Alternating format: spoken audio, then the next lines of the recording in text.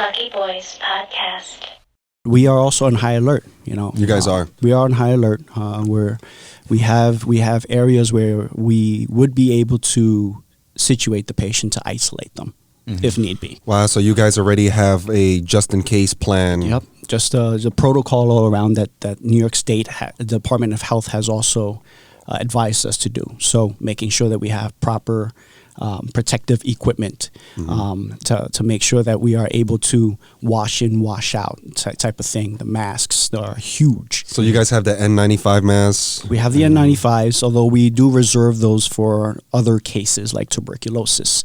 But we do have the regular masks that we see that are circulating, that are being sold out. And just, and just for, I guess, the audience who's not aware what the N95 is, can you kind of just explain the difference between, I guess, a regular surgeon mask compared to an N95 mask? It's all based off the particulates.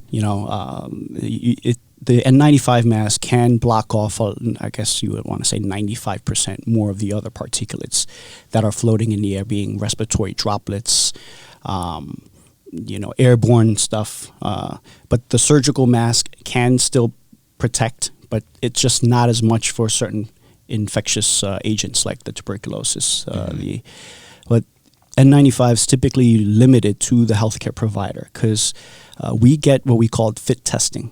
And we get trained to know when we're going to have to use this. So, if a general person from the streets, can they buy the N95 mask? Sure, they can. But I just checked. It costs $300 for a pack of 20 on Amazon. The thing and is, actually got bad reviews too because they're like, "Oh, the string's all fucked up." I think it's marked up now because everybody's looking for it, right? Yeah.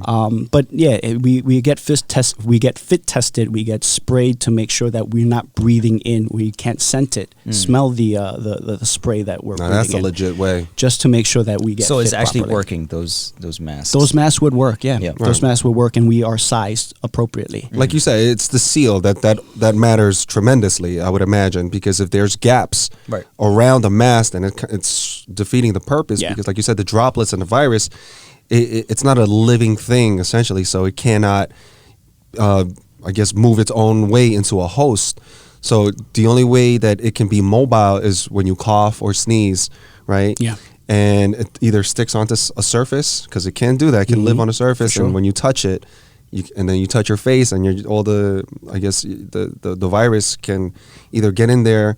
I mean, correct me if I'm wrong, but like, for example, if you have a virus like the common cold that gives you the sniffles, a virus, if you get it contract it through your nose and it hangs out there, and then you're creating mucus, and the reason your body does that, that's an immune response. Correct. So that the cells, the virus cells, has a tougher time with latching on and sticking and mutating and multiplying, creating more. Correct. The coronavirus, essentially, it goes into your lungs.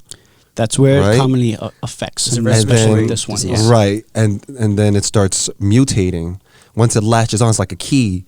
And once it goes in and it latches on, it starts mutating and creating other viruses. Not so much mutating. See, a lot of these viruses, they're inert at baseline.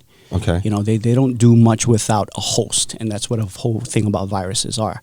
They're not causing damage outside, but when they get inside, what they do is they replicate inside you, and then I guess they start spawning themselves to create more issues. They have to have a ideal environment. They have to have a host to get into their cells in order to replicate.